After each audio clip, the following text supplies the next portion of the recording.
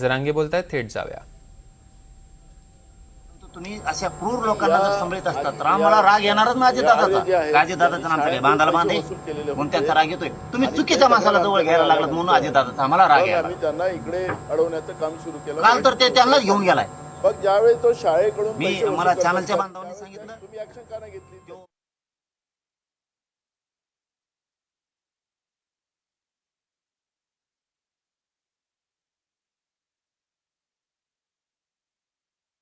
मध्ये पोहोचलेत आणि अजित पवारांवर त्यांनी पुन्हा एकदा टीकास्त्र डागलेले आहे. अजित पवारांवर माझा राग काय हे त्यांनी स्पष्ट केलंय. आपण दृश्यांमध्ये बघू शकतोय संतोष देशमुख यांच्या हत्येला आज 1 वर्ष पूर्ण झालेले आहे आणि त्याच निमित्तानं आज मनोज जरांगे पाटील मसाजोगमध्ये पोहोचलेले आहेत आणि त्यांच्या बंधूंची त्यांनी भेट सुद्धा घेतलेली आहे. काही क्षणापूर्वी आपण बघितलं त्यांचे बंधू भावूक झालेले बघायला मिळाले. शिजवायला आणि माणसं घुमवायला आणि ब्रेन वॉश करायला लय पक्का आहे. त्यांनी सगळ्या त्यांच्या जातीतल्या लोकांचा वाटोळ करून टाकले असे ब्रेन वॉश करून सुशिक्षित पोरं त्यांनी गुन्हेगारीकडे वळले त्यांच्या समाजाचे. त्यांनी पुरं वाटोळ करून टाकले आणि तुम्ही आणखीन तरी त्याच्या संग राहून त्याच्यात हे करून तुम्ही विनाकारण त्याचं ऐकून आणखीन तुमची फसगत करून घेऊ नका. रोषाला सामोरं जाऊ नका तुम्ही समाजाच्या. त्यांनी तर काल उलटच सांगितलंय त्या माझ्या प्रकरणात सुद्धा, जे आम्हाला आणखीन माहीतच नाही. काय सरकार काय ऐकत आहे त्याचं काय नाही. काय गुप्त केली काय यासाठी नियुक्त जणून माझ्या घातपाताच्या प्रकरणात यासाठी तपास करते असं म्हणलंय. आम्हाला माहित सुद्धा नाही हो यासाठी नियुक्त झाले. अशी पण यासाठी असती का? तुम्ही कधी ऐकले का पत्रकार बांधवांनी? नाही ना, मी बी नाही ऐकलो आणखी. म्हणजे त्याचं शुद्धीकरण करायचं का काय? अजितदादाला शुद्धीकरण करायचं तिथे गुप्त यासाठी नेमण्यात आली आणि तिने गुप्त अहवाल दिला आणि मग त्याचं शुद्धीकरण केलं गोमतर शिपडून. कारण वर्षावरती बाप्पा बसलेलेच आहेत. हे कोणते प्रकार असले यासाठी आम्ही नाही बघितले. आणखी काय नाही देणार आहे तुम्ही लोकांना? गुप्त यासाठी नेमली ती गुप्त अहवाल देणार. सरकारने त्याची घोषणा नाही केली. आम्हाला कसं काय माहित नाही? तुम्ही कसं काय अंधारात नेमली?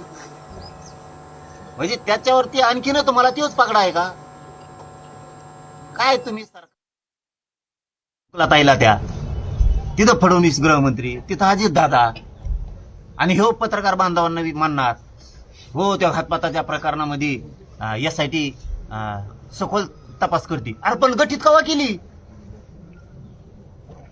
हे तर आम्हाला माहित पाहिजे ना. ती तपास कुठं करते? तपास कसं काय करायला लागले अचानक? म्हणजे देशमुख प्रकरणात सुद्धा तुम्ही अशी चालबाजी करायची नाही. आमच्या याच्यात ही वेगळा विषय, आम्ही आमचं बघू खेटू सुद्धा, पण या प्रकरणात सगळे आरोपी फाशीवर गेले पाहिजे.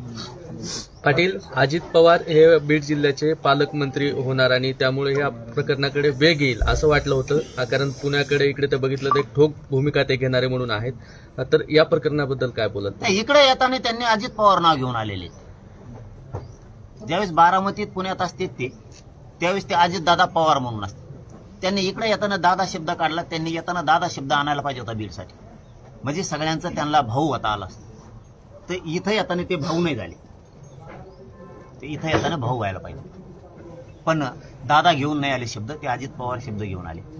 कारण 1 वर्ष झालंय आरोपी सापडत नाही. अजित दादा सारखा असा निभार पालकमंत्री असल्यावर इथल्या असे सटकायला पाहिजे होते. हे चाळे करणारे, दारू पिऊन धिंगाणा करणारे, हे कुटाणे करणारे लोक, हे कुठं कसलाही भ्रष्टाचार करतात, पीक विम्याचा करतात, खंडाण्या मागत आहेत. हे आता पण झोडपून काढायला पाहिजे होते सगळेचे सगळे. इतके पोलीस यंत्रणेवरती दादानी त्यांचा ताबा ठेवायला पाहिजे होता. अहो मला आत्ता येता येता कळालं एक इथं लक्ष्मी चौकात आपल्या बीडच्या आत्ता कळालं मला की नांदगाव तलवाडा पोलीस स्टेशनच्या हद्दीत 50 वर्षाच्या महिलेवरती बलात्कार करायचा प्रयत्न केलाय. तरी सरकार त्याच्यावरती गुन्हा दाखल करून त्याला अटक करणार. ते बी याला दवाखान्यात झोपलंय जाऊन आणि ते त्यांना धमक्या देत आहे की तुमच्यावरती आम्ही ती कोणती तरी केस असते ती करतो आणि काय आणखीन वेगळं वेगळंच बोलतोय ते काहीतरी. म्हणजे कुटुंबावर दबाव आणतो, बलात्काराचा प्रयत्न करू. ह्याचे दादा दिसत नाही. 50 वर्षाच्या माळकरी घराण्यातली मायमाऊली ती 50 वर्षाच्या महिलेवर जर बरत करायला तो पोरगा जातोय आणि तो तर दवाखान्यात आहे, राजकीय वरच असल्याशिवाय दवाखान्यात आहे का? असं चालवणार का पालकमंत्रीपद अजितदादा? काय आहे त्या पोलीस स्टेशनच्या हद्दीतल्या तालवाडीच्या की अजितदादा पालकमंत्री म्हणून एसपी म्हणून यांचं काम नाही का बघायचं? कारण याला पण आम्हाला मीडियातच बोलावं लागतं का? त्या मायमाऊलीवर जर ती पळाली नसती, तिचं नरड दाबल्याच्या नंतर बलात्कार झाल्यावर तुम्ही ध्यान देणार का? किती याचा सखोल तपास लावायला पाहिजे की एका 50 वर्षाच्या माळकरी महिलेवरती पोरग जर बलात्कार शेतात एकटी बघून करायला जात आहे आणि अजितदादा तरी मुख गिळून बसणार जसं काय माहीतच नाही. आणखीन बी तुम्हाला त्याच्याच हाताने हाताळायचं आहे का जिल्ह्यातलं सगळं वातावरण? दादा, सगळे पोरं तुम्हाला मानणारे सगळे नाराज होऊन बाजूला चाललेत. तुम्ही आणखीन तरी शहाणे व्हा. हे खूप गंभीर मुद्दा आहे आताचा सुद्धा. 50 वर्षाच्या मायमाऊलीवरती जर तू बलात्कार करायचा प्रयत्न करतो, दवाखान्यात तोच ऍडमिट झालाय आणि तोच त्या कुटुंबाला धमक्या देतोय पुन्हा, कारण ते माळकरी ते भ्यायला लागली. मी त्या मॅटरमध्ये सुद्धा लक्ष घालणार आहे की तुम्ही असं पालकमंत्री पद चालवणार का आणि एसपी पण त्याच्यावरती लक्ष देतात का नाही तेही त्यांना फोन लावून विचारतोय. कारण त्यांना माहित आहे की नाही मला माहित नाही. माहिती देणं आपलं काम आहे. त्याच्यानंतर एसपी असतील किंवा पालकमंत्री असतील कसं काय लक्ष घालत नाहीत मला त्याच्यावरही नंतर बोलावं लागेल. अगोदर मी त्यांना माहिती देतो की त्याला अटक करा. दवाखान्याचं नाटक करून बलात्कार करतो का? मीडियाने धनंजय मुंडेंना प्रश्न विचारल्यानंतर अधिवेशनामध्ये ते म्हणतात माझ्या तोंडाला म्हणजे इशाऱ्यामध्ये सांगतायत की मी तोंडाला कुलूप लावला आहे, त्याबद्दल काय बोलणार? सत्य आहे ना, मग घातपाताचा विषय हा सत्य आहे. कारण त्या तीनही आरोपींनी कबूल केलेलं आहे की 2.5 कोटीला जरांगे पाटलाची सुपारी आम्हाला धनंजय मुंडेंनी दिली, ही स्टेटमेंट दिल्या. पण त्यांनी एक नवीनच काल गुगली टाकली, म्हणजे सरकारचा सुद्धा बाप झालाय तो म्हणतो SIT तपास करतील. पण SIT नियुक्त कधी केली मुख्यमंत्र्यांनी सांगायचं नाही, एकदा तरी पोलीस महासंचालकांनी सांगायचं किंवा सरकारनं आम्हाला सांगायचं. 2 उपमुख्यमंत्री त्यांनी आम्हाला सांगायचं या प्रकरणात आम्ही SIT नियुक्त करतो का? तू बाप झाला का सरकारचा म्हणून तोच नियुक्त केली? एकट्यानेच नियुक्ती केली तर पत्र कुठे आहेत ते? आम्हाला आमच्या जालन्याच्या एसपीनं कसं काय सांगितलं नाही? आम्ही तर आमच्या जालन्याच्या एसपीला मानतोय, खूप चांगला माणूस आता जिल्ह्याला लागलाय म्हणून. परस्परही तुम्ही SIT नेमून ती चौकशी चालू आहे, त्याला एकट्यालाच कसं काय माहिती? म्हणजे तुम्ही शुद्धीकरण करायलात का त्याचं? त्याला निर्दोष काढताय का याच्यातून बाहेर? SIT तपास केला बा आम्ही, गुप्त असतं का?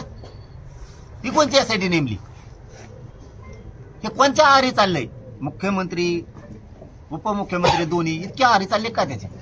कारण ही खूप मोठी बातमी आहे. SIT तपास करते कोणालाच माहित नाही. कारण माझ्यावर घातपात झाला मला तर माहित पाहिजे ना. देशमुख कुटुंबात संतोष भाईंचा खून झाला, कुटुंबाला तर माहित पाहिजे ना काय करायला लागलेत. माझ्या प्रकरणात SIT नेमली ही त्यालाच कसं काय माहिती? आणि नेमली आणि ती तपास पण करते म्हणतो, म्हणजे सरकारचा कारभार तो हातात घेतला का? या हत्या प्रकरणाला 1 वर्ष पूर्ण झालंय. आज या ठिकाणाहून तुम्ही आता नेमकी पुढची काय भूमिका घेणार आहात? कारण एक आरोपी अटक नाही, चार्ज फ्रेम झालेला नाही, या सगळ्या गोष्टी जर आज बघितलं तर पुढे तुमची आता भूमिका काय असेल? तो फरार आरोपीला सरकारला अटक करावं लागणार आहे. ते 2-3 पोलीस निलंबित केलेले त्यांना सुद्धा पुन्हा त्यांना अटकच करावी लागणार आहे. त्यांना चौकशीला घेऊन सोडून चालणार नाहीये. त्यांच्याकडे खूप माहिती आहे या संदर्भात. आणि तो धरल्याच्या नंतर याचं पण नाव येणार आहे, त्यालाही याच्या सह आरोपी करा. नसता पुढच्या काळात खरोखर तुम्हाला सांगतो लय झालं तर आता 2-4 महिने दम धरणार आहेत. चार्जशीट दाखल झाल्याच्या नंतर ते फ्रेम करतायत. कायद्याची प्रोसिजर म्हणून 2-4 महिने वाट बघू. नसता राज्यात आंदोलन उभा राहणारे फडणवीस साहेबांनी अजितदादांनी समजून घ्यायचं. तुम्हाला काय करायचे ते करा. आमच्या न्यायासाठी आम्ही आता रस्त्यावर जाणार आहे. या अगोदर देशमुख कुटुंबाला कुठल्याही गोष्टीत SIT स्थापन करणं असेल किंवा आरोपीला अटक करणं, मकोका लावणं या अनुषंगाने अनेक वेळा आंदोलन करायला लावले. तर आता 1 वर्षानंतरही कृष्णा आंधळे फरार आहे, तर नेमका आज काही आंदोलनाची घोषणा करताय, त्याच्या पद्धतीने काय चर्चा झाली? हो, आंदोलनाची घोषणा आम्ही करणार आहेत. आम्ही 7-8 दिवसात बैठक घ्यायला लागलो.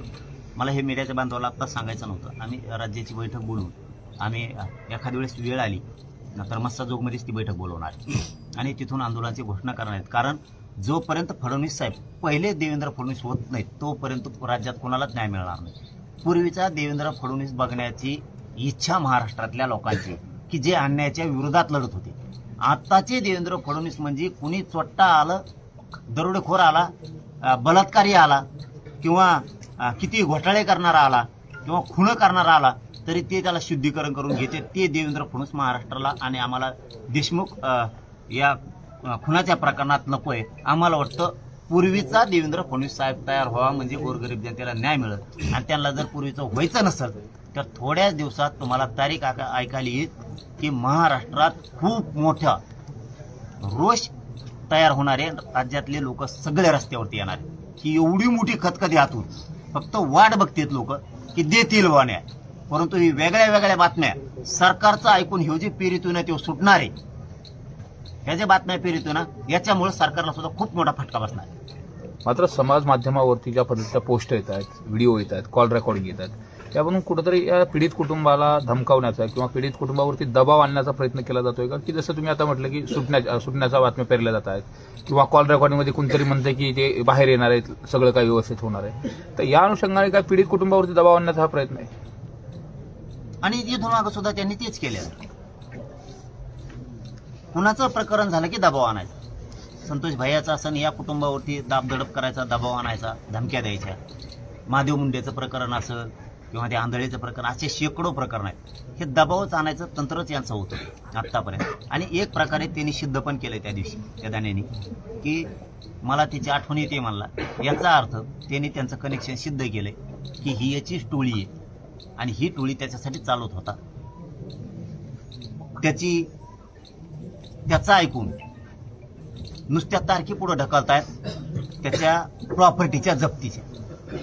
दुसऱ्याच असतात आत्तापोत यांनी कुलप लावून काढी लावली असती. याच्या प्रॉपर्टीवरती आणखीन जप्ती कसं काय येत नाही, याला वेळ कसं काय लागतो. मग ह्या सगळ्या माध्यमातून बहुतेक आणखीनही सरकार त्याच्याच आहारी जाते आणि या कुटुंबावरती दबाव सरकारच आणताय म्हणावं लागणार आहे. कारण सरकारचं जर सरकारने त्यांना बळ दिलं नाही तर त्यांची काय टप्पर आहे दबाव आणायची. त्यांना तरी आणखीन दिसतंय की सरकार त्यांच्या पाठीशी आणि आम्हाला दिसायला लागले सरकारने त्यांच्या पाठीशी राहू नये. आणि इथून पुढं सोशल मीडियावर याच्यावर टाकणारे इथं सेपरेट एसपी आहे ना. काही दल पोलीस अधीक्षक कार्यालय ऍक्टिव्ह नाही. दुसऱ्या राज्यात आहे का दुसऱ्या जिल्ह्यात आहे. यांनी प्रत्येकावरती लगेच गुन्हे दाखल करून त्याला असं जर धिंड काढून झोडपिलं ना तर ते सगळे सोशल मीडियाचे प्रकार सुद्धा थांबतील. नसता मग लोक इथून पुढं फडणवीस साहेब तुम्हाला सांगतो जसं तसं उत्तर देतील. मग पुन्हा काय म्हणू नका कायदा बिघाड आणि शांतता बिघाड. ते होऊ शकतं कारण सहन करण्याच्या खूप मर्यादा असतात आणि मर्यादा पाळायची जबाबदारी आमची एकटीची नाही त्यांची सुद्धा आहे. आरोपीच्या संपत्ती संदर्भात अधिवेशन चालू आहे. काय मुख्यमंत्र्यांकडे मागणी कराल का की संपत्ती जप्तीच्या संदर्भामध्ये परत काही विषय पुढे झाला नाही? गृह मंत्रालय ते करू शकतं. गृह मंत्रालय जर चौकशी एखाद्या माणसाची लावायची नसली तरी लावू शकतं आणि त्याला जेरीस आणून त्यांच्या पक्षात घेऊ शकते. हे महाराष्ट्राने उदाहरणं ह्या 5-10 वर्षात बघितलीत.